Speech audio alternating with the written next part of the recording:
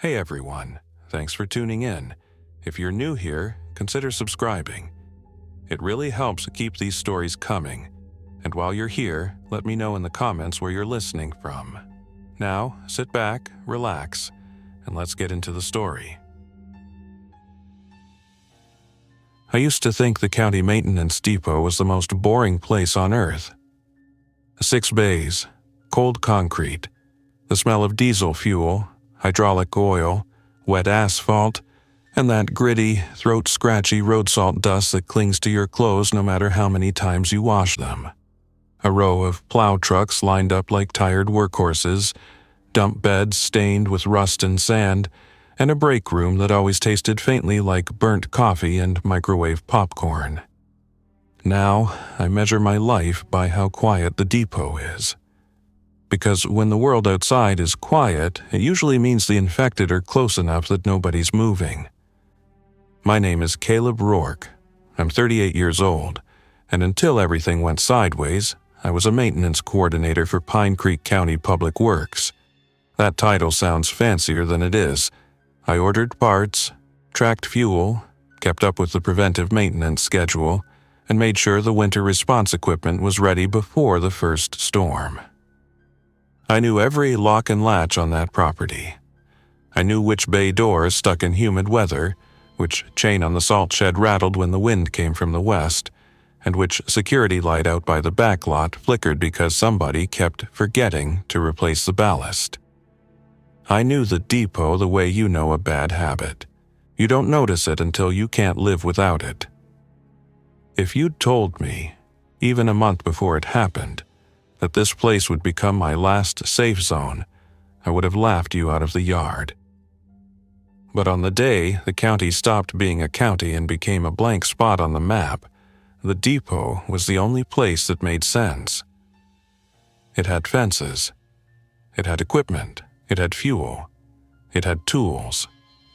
And most important, it had distance from the main highways, tucked behind a tree line and a low ridge of spoil dirt left from an old borrow pit.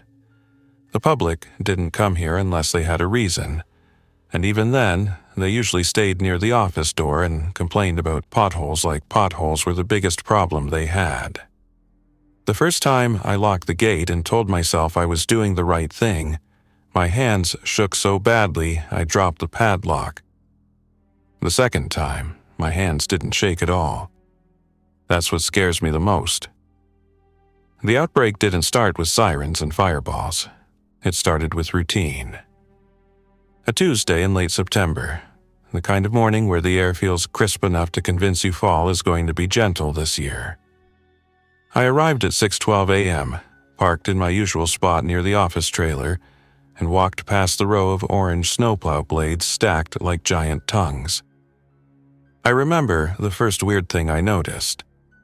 The radio in the shop was off. Normally, somebody had it on as soon as they got in. Classic rock, country, talk radio didn't matter.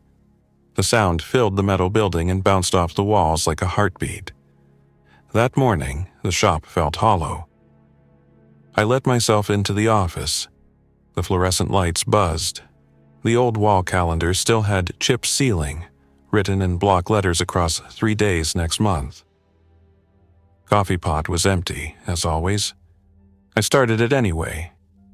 Then my phone buzzed with a county alert. Not the weather kind, not the bridge closed kind. A push notification from the state emergency management system, the kind you're never supposed to see unless somebody presses the wrong button. Stay indoors. Avoid contact with unknown individuals. Emergency services overwhelmed. I stared at it until the screen dimmed. I thought it was a hoax, or a drill that got sent out by mistake. Then I heard the first screaming from the road. Not in the distance like a TV show, not dramatic, just raw, real human noise, panic, pain, and disbelief all knotted together. I stepped outside and looked toward Route 9, the county road that ran along the ridge. The tree line blocked most of the view, but I could see movement between the trunks. A woman stumbled into sight running hard, one shoe missing. Behind her, a man moved like his joints didn't work right. Stiff, jerky, fast, in a way that didn't match how his legs looked. The woman tripped. She tried to crawl. The man hit her with both hands, not like a punch, more like a tackle. She screamed once, and then her scream turned into a wet, choking sound. I stood there with my keys in my hand, unable to understand what I was watching. Then the man lifted his head. His mouth was red. His eyes looked wrong, wide, unfocused, like somebody had shut off the part of his brain that recognized people as people. He made a sound I still hear in my sleep. Not a roar, not a growl. A strained, breathy noise like he was trying to talk through a throat full of fluid. He lunged again, and the woman stopped moving. I backed up, my heels catching on the gravel. My brain finally caught up enough to give me one clear instruction: get inside. I ran back to the office, slammed the door, and locked it. The deadbolt clicked with a sound that felt too small to matter. But that's where it began for me, behind a cheap metal door with a county seal sticker on it, listening to a woman die on the other side of the trees. By 7 a.m., my phone was a steady stream of messages. Public Works group chat, county email, calls from numbers I didn't recognize. I answered one. It was my supervisor, Ron Weller, breathless and furious like this was all somebody's fault and he intended to find out whose. "Caleb, you at the depot? I'm here. Listen to me. County admin says shut it down. Sheriff says keep everybody out.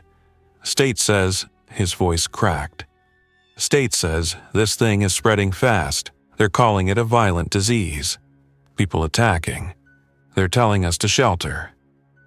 "What about our guys?" I asked. "Where's Marty? Where's Luis? Where's—" "I don't know. I'm at home. Roads are already jammed. I'm not driving into that." Ron paused like he realized what he'd just admitted. Then he said softer, "You don't let anybody in, you hear me? Lock the gate. If somebody shows up, you tell them to go. You do not open the gate." I looked at the front gate through the office window. Chain link, a sliding track, a manual lock. Behind it, the county logo stenciled on a sign. Pine Creek County Public Works. Authorized personnel only.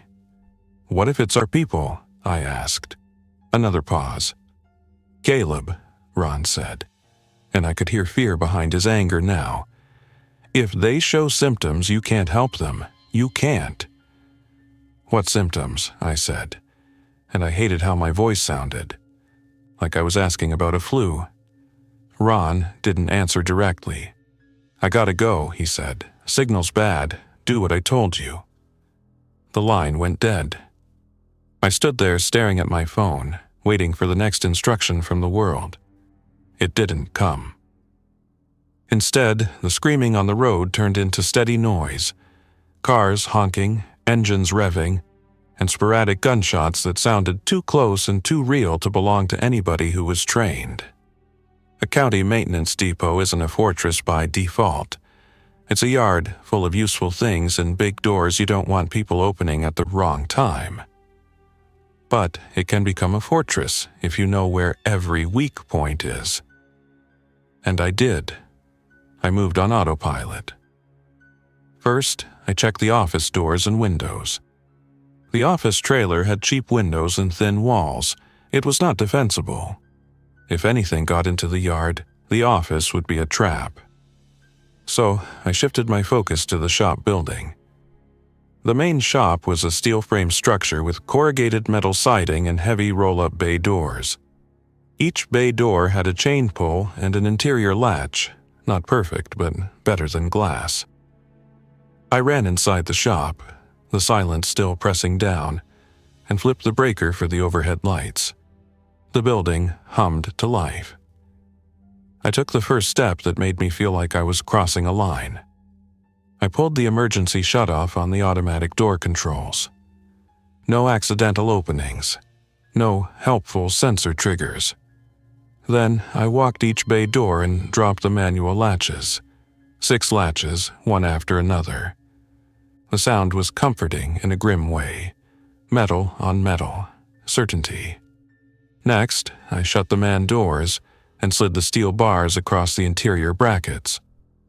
Those bars were designed to keep equipment thieves from popping a door at night. I'd never been so grateful for theft. Then I went to the fuel island. The depot had 2 above-ground tanks, one for diesel fuel, one for gasoline, used for county vehicles and small equipment. Each tank had a lockable pump cabinet. The pumps weren't state-of-the-art, but they worked. There was also a small spill kit box and emergency shutdown. I killed the pump power. Not because I didn't want to use the fuel, because I didn't want anyone else using it. Fuel draws people like blood draws flies. I checked the chain-link gate and slid it fully closed. The track squealed. It hadn't been greased in months. I wrapped the chain twice and locked it with the thickest padlock we had, one of the ones meant for securing the salt shed. Then I did something I'd seen the old-timers do before big storms, when they didn't want some random driver pulling into the yard and getting stuck. I dragged 2 concrete jersey barriers with the loader. The front-end loader was parked near the aggregate piles. It started on the first turn like it knew what was happening. I drove it slow, forks down, and nudged 2 barriers into place on the inside of the gate. Even if somebody cut the lock, they'd still have to move a couple of 1,000 pounds of concrete to get a vehicle through. That's when I heard a car roll up outside. Tires on gravel, engine idling. Then a horn, one long blast. I froze in the loader's seat. Another horn blast, then a voice shouting, muffled by the fence and trees. "Hello? County, let me in?" The voice sounded familiar. I climbed down from the loader and walked toward the gate, staying back from the chain link. I could see a silver sedan parked outside. A man stood beside it, wearing a button-down shirt with the sleeves rolled up. He had a tie hanging loose around his neck like he'd torn it off. He waved both arms when he saw me. "Caleb," he shouted. "Caleb Rourke. Thank God, it's me, Dylan Hart, County Planning. You know me. We did the flood map updates last year." I did know him. Dylan was the guy who always talked in long sentences and carried a tablet like it was glued to his hand. He was the kind of person who believed everything could be solved with the right committee meeting. His face was pale. He kept glancing over his shoulder toward Route 9. "Let me in," he said. People are attacking. I saw it. He swallowed hard. "I saw a deputy get pulled down. I need to get inside." My mouth went dry. I stood there in my county work shirt, with the faded logo patch and my name stitched over the pocket. The uniform that meant in the old world, "Help is here." Dylan pointed at the gate lock. "Open it," he said. "You have to open it." I looked past him at the road. The tree line made it hard to see, but the noise was getting closer. More yelling. More honking. I remembered Ron's voice. "Do not let anybody in." I remembered the woman in the woods. I also remembered that Dylan had a wife and 2 little kids. He'd shown me pictures at the Christmas party. "Are you hurt?" I asked, forcing my voice to stay steady. He shook his head too fast.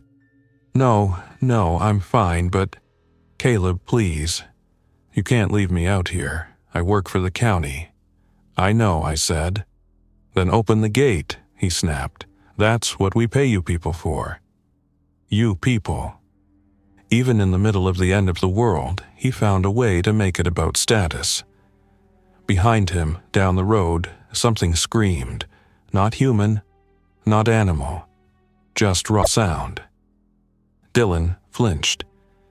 He stepped closer to the fence, gripping it with both hands like he could climb through if he wanted.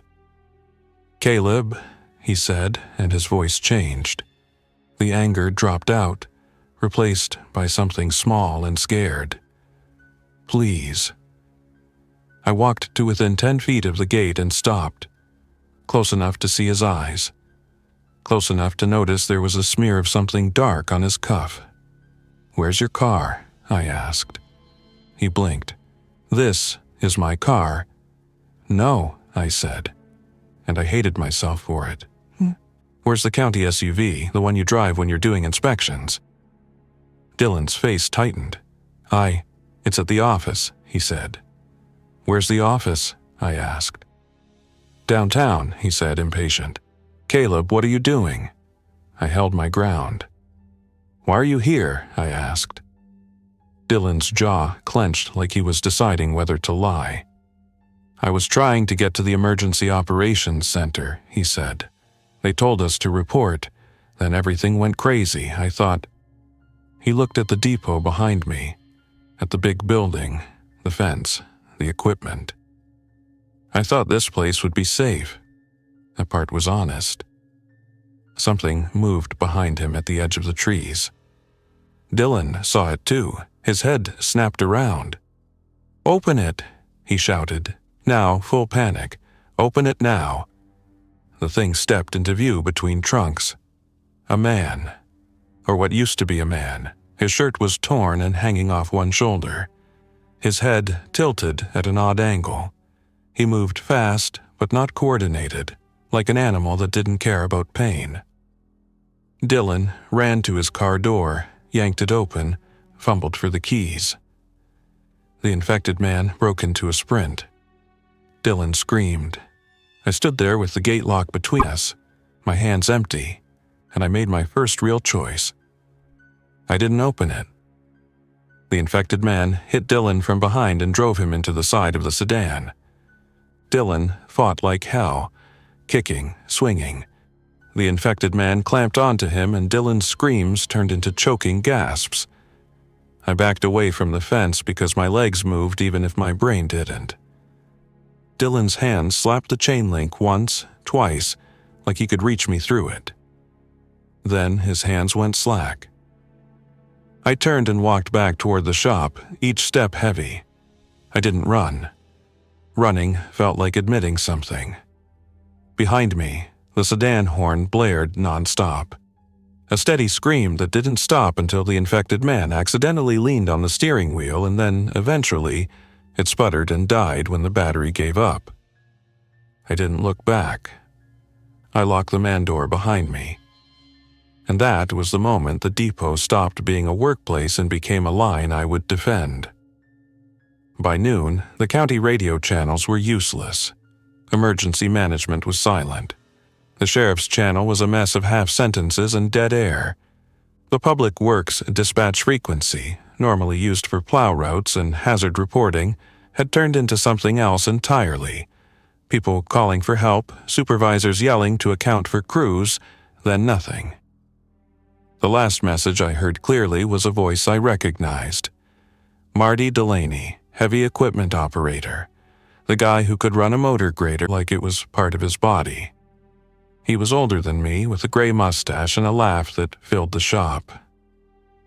His voice came through the radio with static and strain. "Public Works, anybody on? This is Marty. I'm on County Road 12 near the old quarry. There's people in the road and—" He inhaled sharply. "They're not right. They're not right. Luis got bit. A crash, then muffled shouting. "I'm heading to the depot. Caleb, if you're there, I'm heading—" The transmission cut out. I sat on the shop floor with the radio in my lap, staring at the speaker like I could force it to talk again. Marty was my friend. Luis was my friend. But Ron's voice echoed in my head. If they show symptoms, you can't help them. I realized I didn't even know what symptoms meant yet. All I knew was what I'd seen at the fence. That night, I didn't go home. I couldn't. Home was on the other side of town, past intersections I knew would be clogged, past neighborhoods where people would see my county shirt and wave me down like I was a lifeboat. So, I stayed in the shop. I found a cot in the storage room, one of the old ones used during snow emergencies when crews worked double shifts. I dragged it into Bay 3, near the tool cabinets and away from the windows. I ate vending machine crackers from the break room and drank water from the shop sink, which tasted like metal and chlorine. Every few minutes I walked the perimeter inside, checking the doors, listening. Outside, the world made sounds I couldn't categorize. Distant engines, occasional gunshots, dogs barking until they went quiet, people screaming in bursts, then silence. At around 2:40 a.m., I heard footsteps on gravel outside the fence. Slow, deliberate. A flashlight beam swept across the yard, bouncing off the parked plow trucks and the salt piles. I crouched behind the tool cabinet and watched through a crack in the bay door. A silhouette moved along the fence line, pausing at the gate. Then a voice called out, low and controlled. "County Depot. If anyone's inside, call back." Not infected, not panicked. A clear, human voice. I didn't answer right away. My throat tightened like it was trying to close. The voice called again.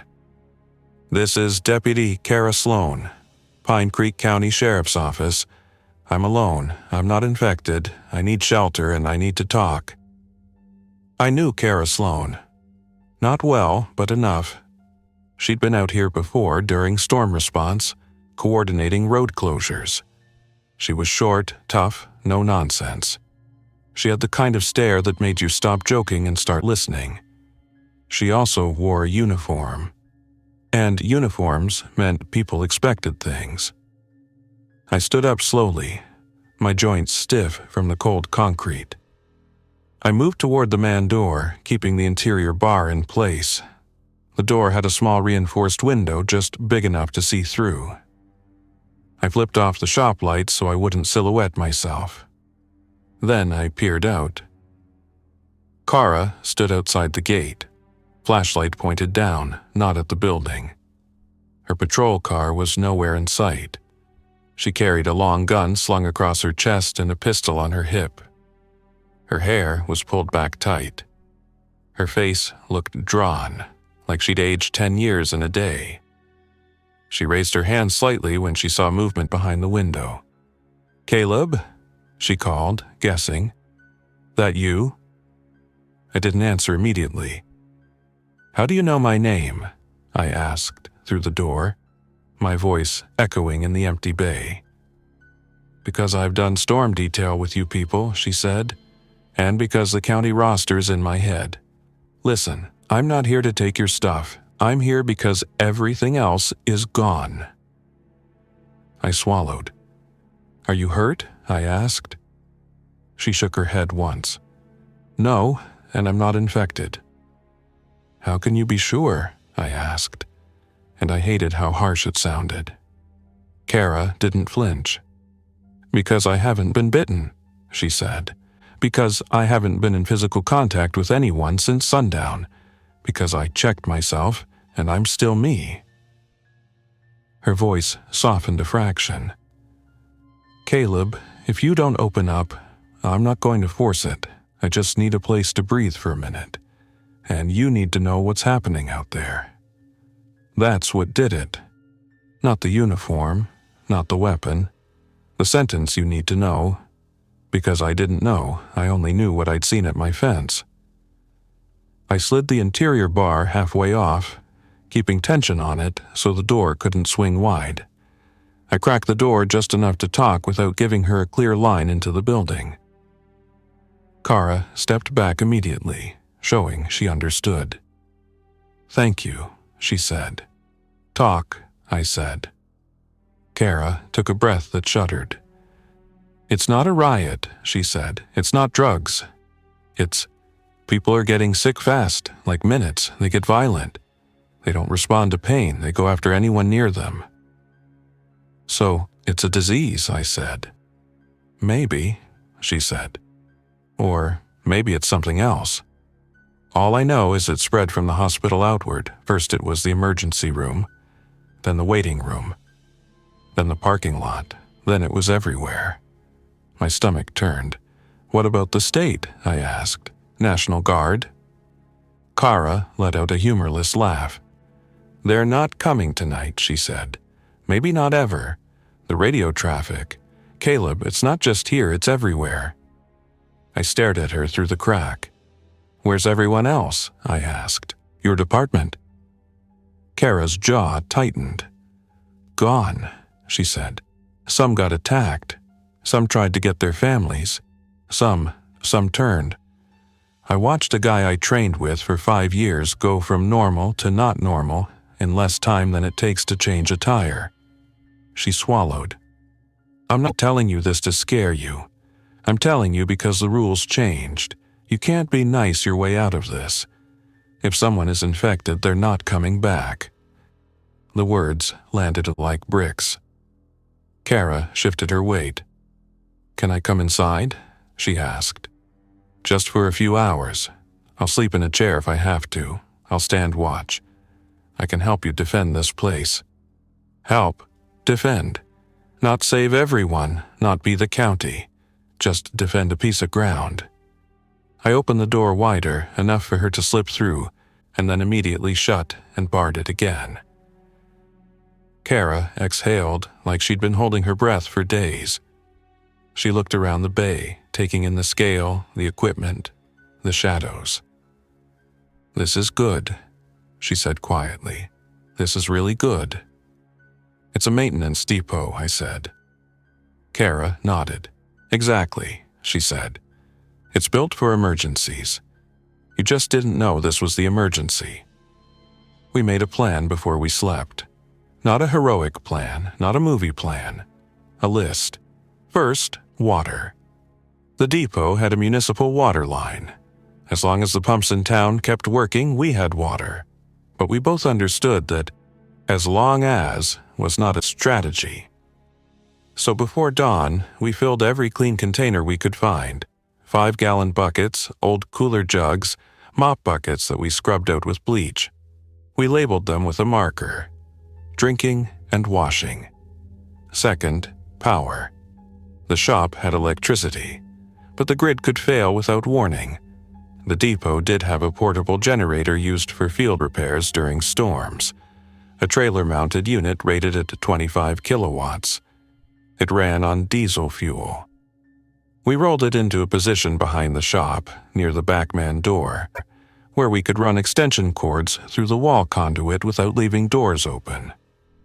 We checked the oil, the coolant, the fuel filters. I had spare filters in the parts cage because I'd ordered them last spring and Ron had complained they were overkill. Overkill felt like a blessing now. Third, access control. The fence was decent, but there were weak points.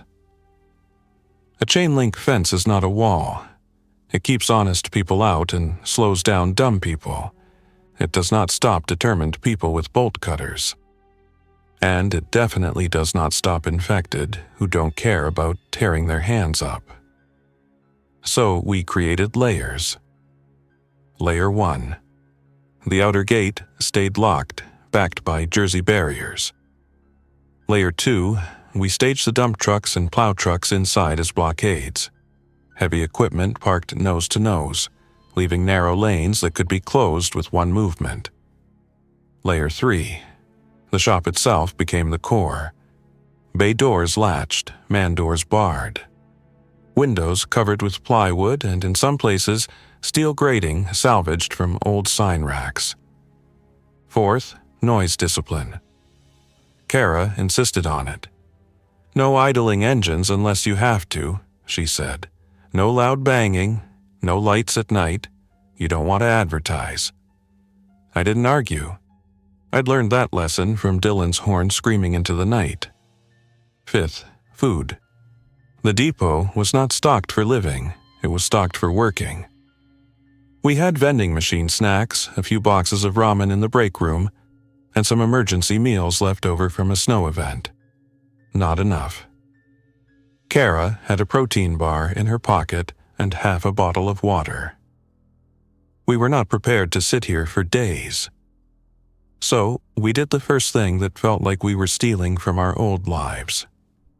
We raided county vehicles. Not people's personal cars. County trucks, the ones we were responsible for. I found canned soup in a glove compartment, peanut butter crackers behind a seat, and an unopened case of bottled water in the back of a supervisor's pickup. Kara found a small first aid kit and a road flare pack. It wasn't much, but it was something. When we finally sat down in Bay 3, it was just after sunrise. The light filtered through the high windows, pale and dusty. Kara leaned back against a tire rack and closed her eyes. "Get some sleep," she said. I laughed once, sharp and humorless. "How?" I asked. Kara opened one eye. "Because if you don't," she said, "you'll make bad choices, and bad choices get you killed." She was right. So I slept in short bursts, waking every hour to listen. Every time I woke, the depot was still standing. That became my definition of success. The first week was building. Not because I wanted to play survival engineer, because building kept my hands busy and my mind from replaying the gate scene over and over. The road salt was the first thing I repurposed. People think of road salt as just salt, a white pile you spread on icy roads so cars don't slide. But road salt is also a resource when you're cut off. It can melt ice for water. It can preserve food if you have enough and you know what you're doing. It can be used as a barrier marker because it's visible from a distance. And it can ruin metal if it gets where it shouldn't. We used it as a deterrent in a way I didn't expect.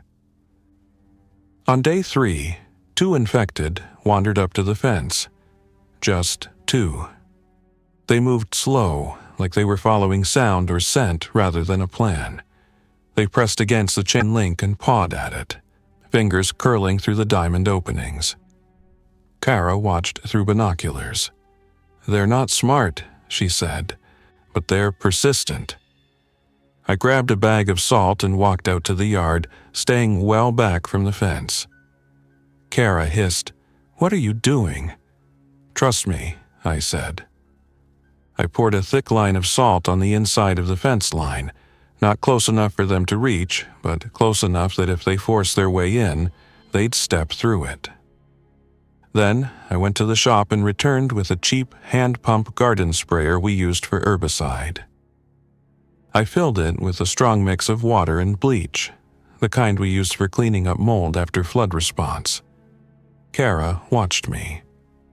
"You're not thinking about," she started. "I'm thinking about slowing them down," I said.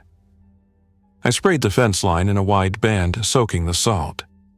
The smell hit hard, sharp, clean, chemical. The infected at the fence reacted immediately.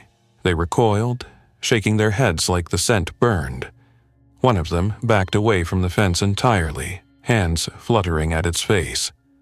Kara's eyebrows lifted. "Okay," she said, "that's okay."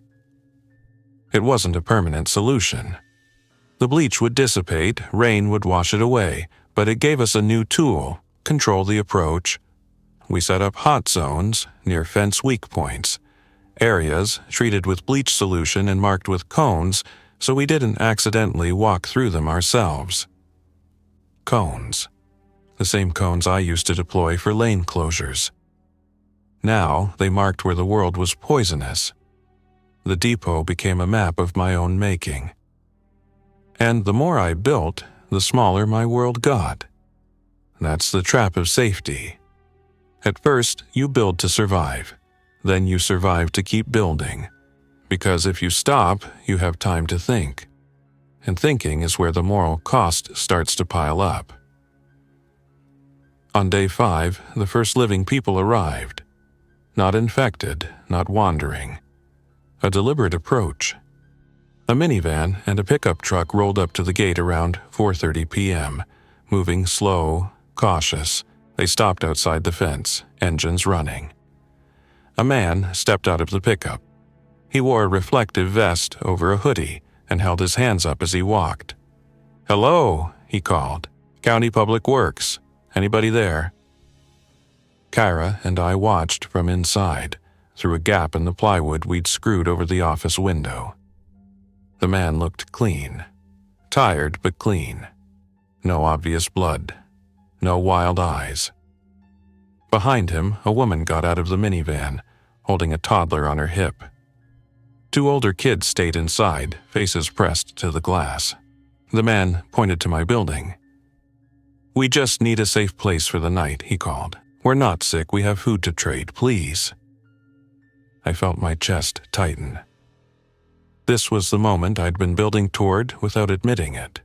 The moment where the depot's fence became a judgment line. Kara looked at me. "You want me to talk?" she asked. I shook my head. "No," I said. "They know the county uniform. They'll expect county." Kara's expression hardened slightly. "Caleb," she said, "you're the one in the uniform." I hated how true that was. I stepped into view near the man door, staying behind the fence line inside the yard. I didn't approach the gate. "Stop where you are," I called, loud enough to carry. The man stopped immediately. "Thank you," he said, relief flooding his voice. "My name's Travis. I'm with the county water department. Well, I was. This is my wife, Jess. These are our kids. We're trying to get out of town, but the roads are—" He trailed off, gesturing vaguely toward the chaos beyond the trees. I studied him. Water department. That was a county job. Different building, different yard. He knew the system. He knew the way county employees talked. He also knew probably that county yards had resources. "We can't let you in," I said. The words came out flat, and for a second I didn't recognize my own voice. Travis blinked like he didn't hear right. "What?" he said. "I said we can't let you in," I repeated. "I'm sorry." Jess stepped forward, toddler clinging to her. "You can't," she said, incredulous, "or you won't." Travis raised his hands again, palms out. "Listen," he said, trying to stay calm. "We're not here to take over. We just need a place behind a fence. You've got space. We can stay in our vehicles. We won't even go inside, just open the gate enough for us to park in the yard." Behind Travis, one of the kids in the minivan started crying. A thin, terrified sound. Kara shifted behind me, close enough that I could feel her presence like a weight. "Caleb," she murmured. So low only I could hear. Noise draws them. I looked at the minivan, the crying kid, the toddler. I looked at Travis, standing there with his vest and his county language. In another life, I would have opened the gate without thinking. I would have given them coffee from the break room and called the emergency manager. I would have done what we always did in storms: share resources, shelter people, keep them alive until help came. But this wasn't a storm, and help wasn't coming. "If I open that gate," I said, "I can't control what happens next." Travis's face tightened. "We're county," he said, like it was a password. "We're on the same side." "There is no side," I said. "There's inside and outside." Jess's eyes filled with tears. "You're really going to do this?" she whispered. "You're going to leave us out here?" The toddler on her hip stared at the fence with blank curiosity, too young to understand what a fence meant. I swallowed hard. "We have limited supplies," I said. "I can't support a family." Travis's voice sharpened. "You have fuel tanks, you have equipment, you have a whole yard of resources. Don't tell me you can't support—" Kara stepped forward beside me, visible now. Her uniform changed the dynamic instantly. Travis's anger faltered. "Deputy," he said, desperate, "thank God. Tell him we need to get inside." Kara's face didn't change. "I'm not in charge of this gate," she said. "He is." Travis stared at her like she'd betrayed him. Jess started crying quietly, shoulders shaking. I felt something inside me crack, but it didn't break all the way. It just shifted. I made a compromise, the kind that feels like mercy until you realize it's also self-protection. I can't let you in, I said again, louder, firm, but I can give you directions. Travis's eyes narrowed. Directions to what? He demanded. I pointed toward the ridgeline. There's an old quarry access road off County Road 12, I said. Gated. It's not secure, but it's off the main roads. Less traffic. You can tuck in there and hide overnight. If you're quiet, you might make it. Jess looked at Travis, hope flickering despite herself. Travis looked back at me, hatred growing. That's it, he said. You're sending us to a hole in the ground? It's better than staying on the road, I said. Travis stepped closer to the fence, voice rising. You can't do this, he said. You're county. You're public service. You're supposed to help people. Kara's hand drifted toward her sidearm, not drawing it, just reminding. Travis noticed. His voice dropped again, but the bitterness stayed. You're going to die in there, he said. Alone, because you couldn't open a gate for a family. Jess turned away, climbing back into the minivan with the toddler.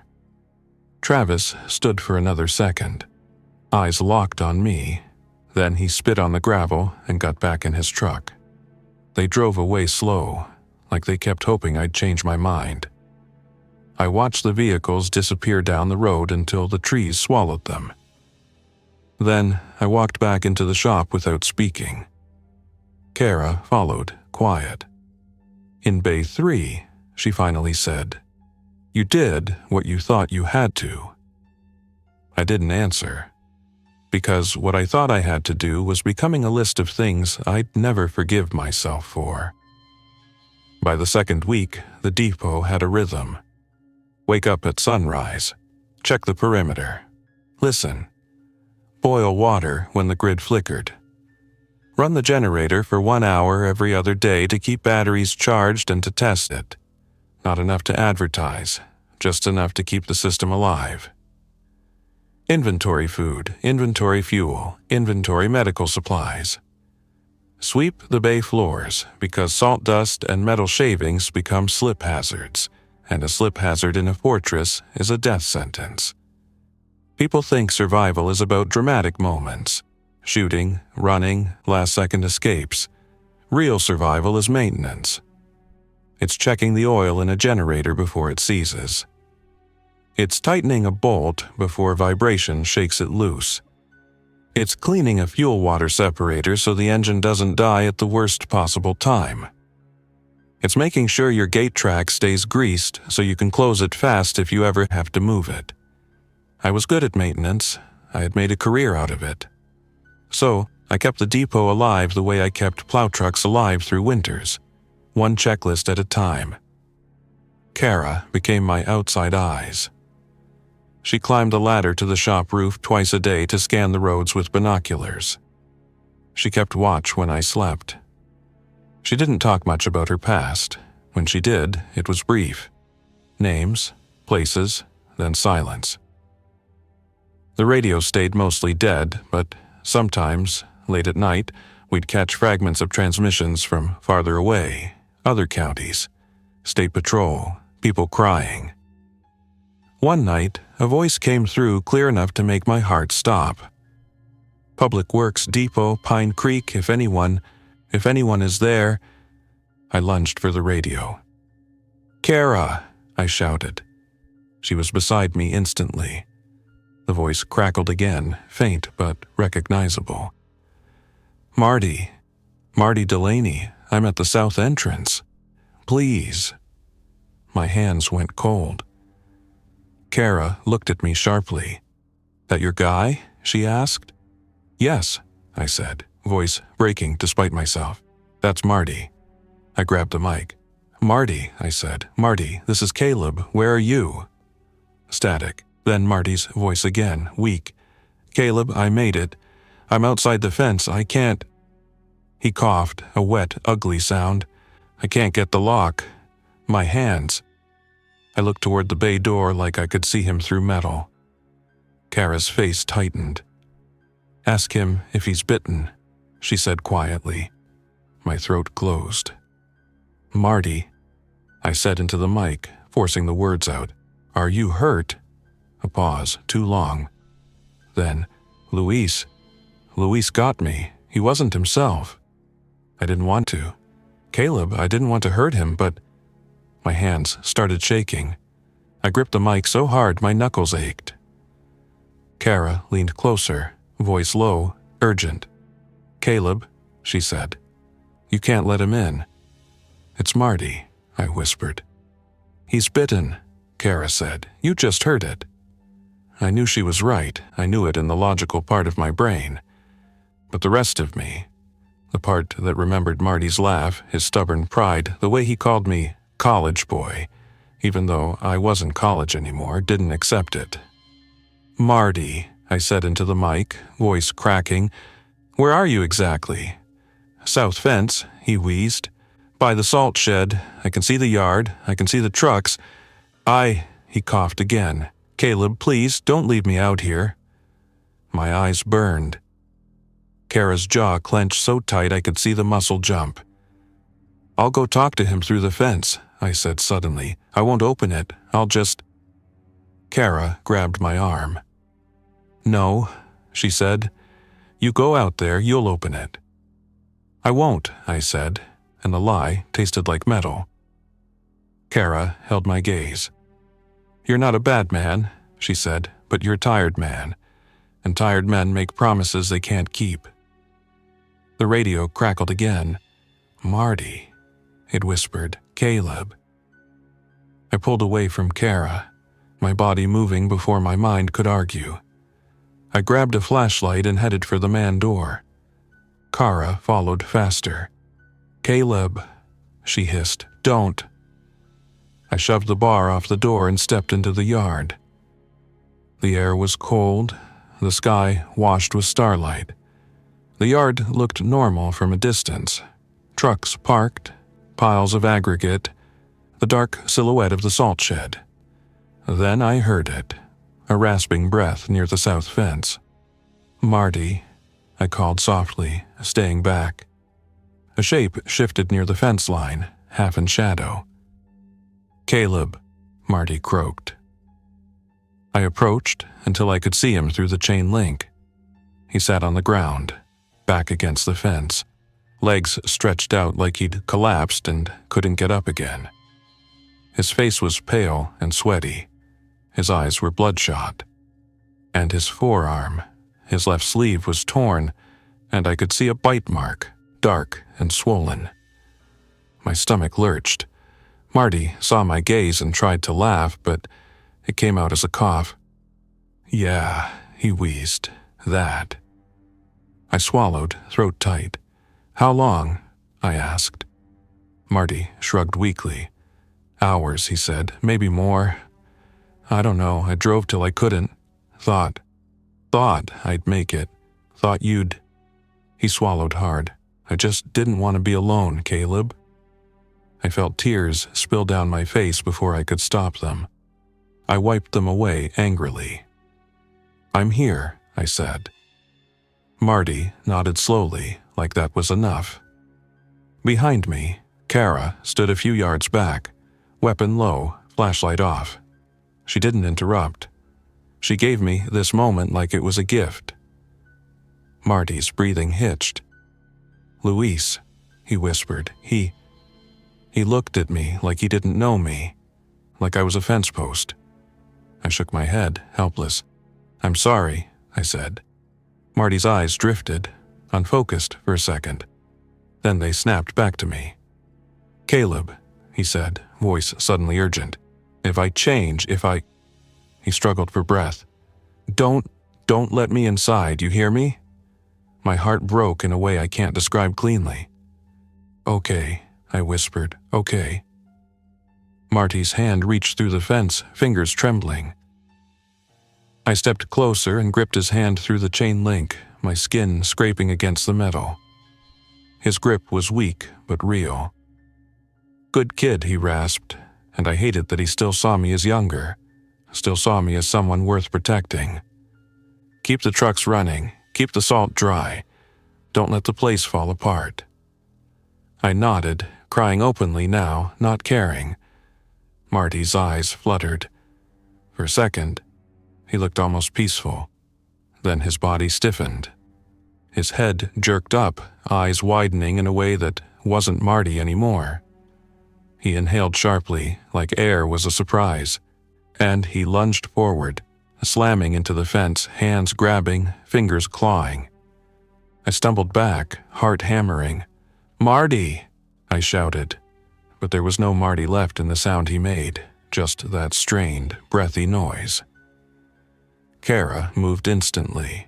She stepped forward, raised her weapon and aimed through the fence at Marty's chest.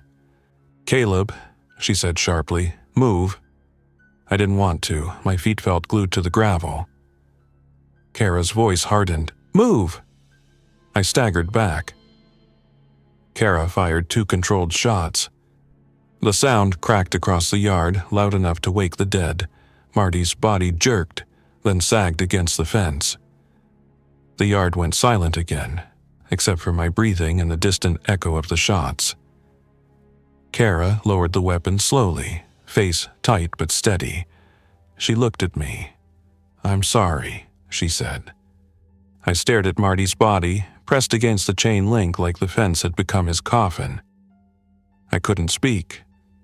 Kara stepped closer and gently guided me back towards the shop. "Get inside," she said. "We just told the whole county where we are." As we walked, I realized something that made my skin crawl. This wasn't the first time I'd refused entry, but it was the first time I'd watched someone I loved die on the wrong side of my fence. And I understood, with sick clarity, that the fence wasn't just protection. It was a decision, made over and over, about who deserved to live with me. If you'd asked me before the outbreak what my limits were, I would have said something like, "I'd do anything to help people." That's what public service is supposed to mean. But that's a phrase you can say when the world has rules. When the world collapses, anything has a cost, and the cost is always paid in pieces of you.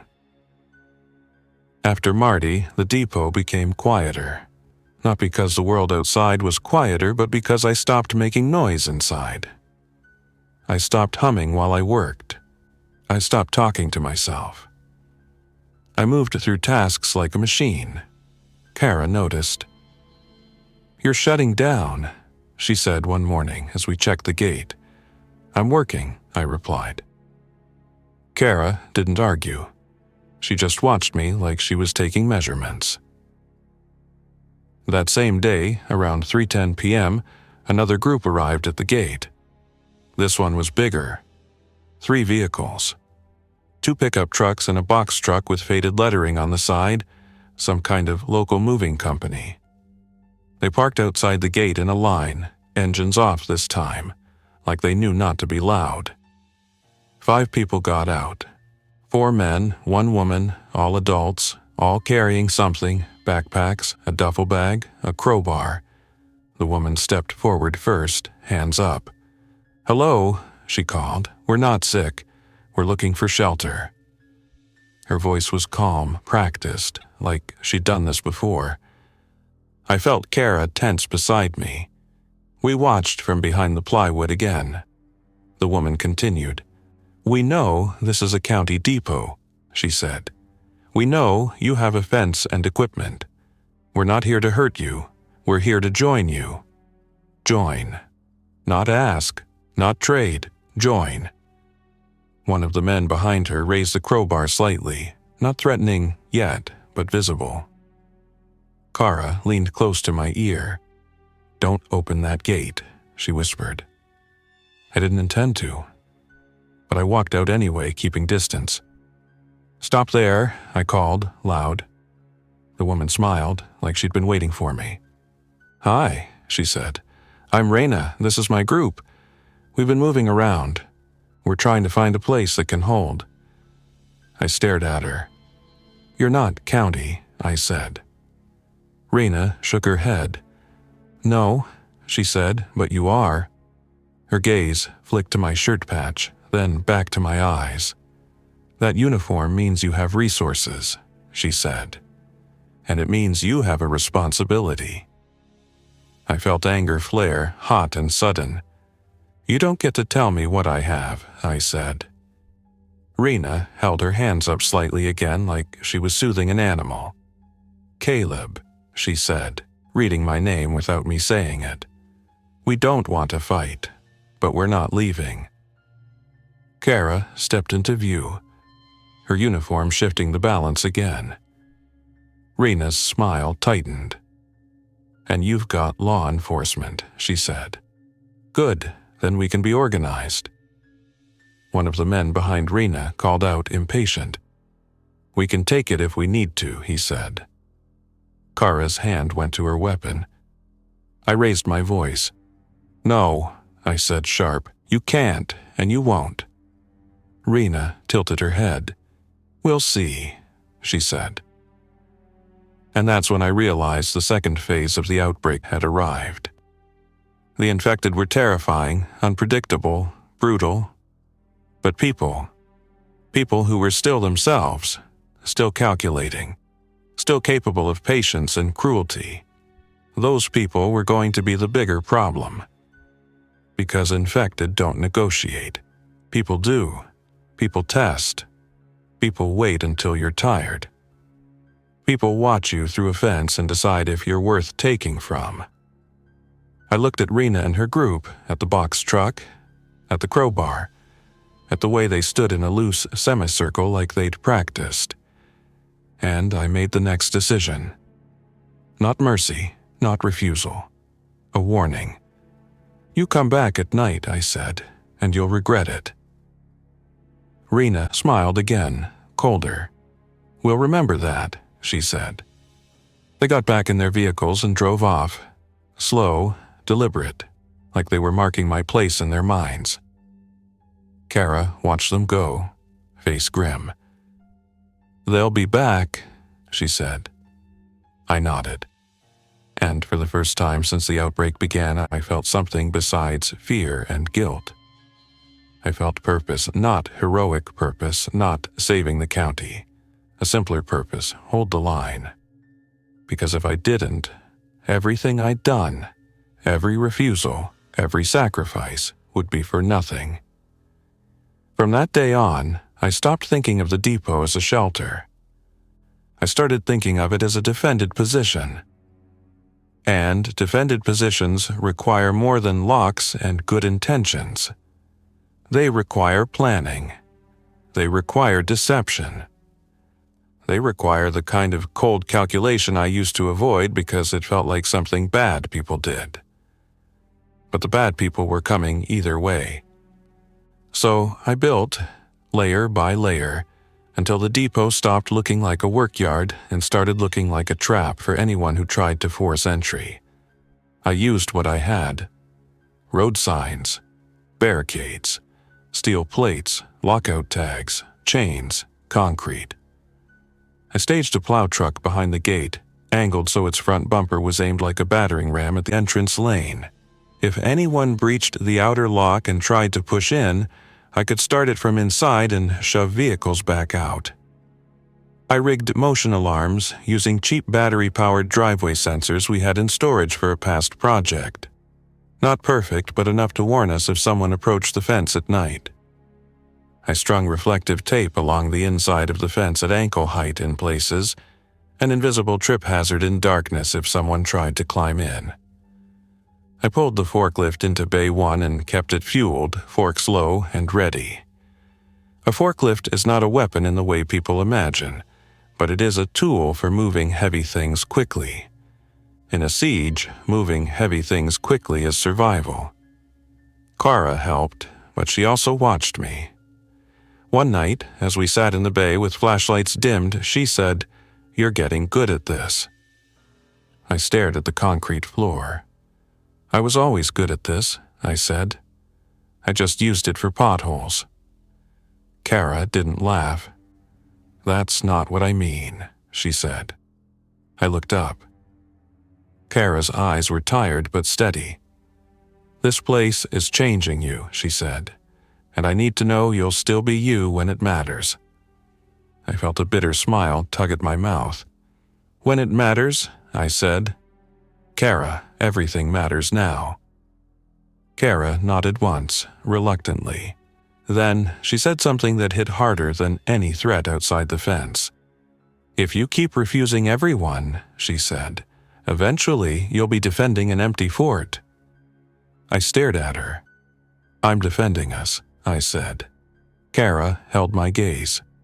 "And what happens when it's just you?" she asked softly. I didn't have an answer, because the truth was, I could already see that future. Me alone in a perfectly maintained depot, surrounded by silent trucks, talking to checklists like they were friends.